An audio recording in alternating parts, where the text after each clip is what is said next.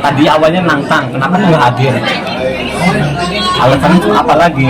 Kekecewaan Saka Tatal Ibtu Rudiana tak hadir sumpah pocong, alasan apa lagi?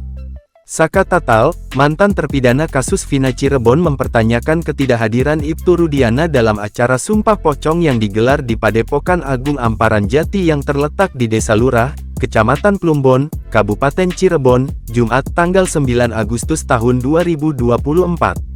Sumpah pocong ini awalnya menjadi tantangan dari Ibtu Rudiana sendiri, namun ia justru tidak hadir dalam acara tersebut. Usai menjalani sumpah pocong, Saka Tatal menyatakan kekecewaannya atas ketidakhadiran Ibtu Rudiana. Ia menegaskan bahwa dirinya hanya ingin membuktikan kebenaran dalam kasus yang menyeret dirinya dan 7 terpidana lainnya. Tadi awalnya nantang, kenapa nggak hadir? Alasan apa lagi?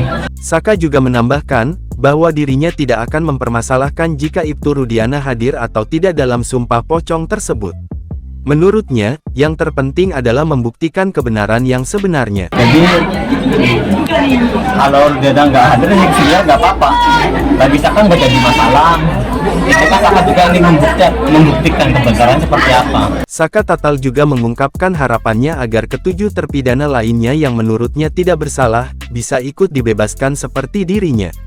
Ia yakin bahwa mereka juga akan bersedia menjalani sumpah pocong untuk membuktikan kebenaran. Dan juga harapan Saka tuh, pengen orang-orang yang tidak bersalah, yang 7 terpidana ikut bebas seperti Saka saat ini tidak berada di luar. Sumpah pocong ini menjadi sorotan publik setelah Saka Tatal menantang Ibtu Rudiana untuk sumpah pocong usai polisi yang jabat Kapolsek Kapetakan Polres Cirebon Kota itu mengaku siap sumpah pocong atas kasus Vina Cirebon. Namun, ketidakhadiran Ibtu Rudiana dalam acara sumpah tersebut menimbulkan berbagai spekulasi di kalangan masyarakat.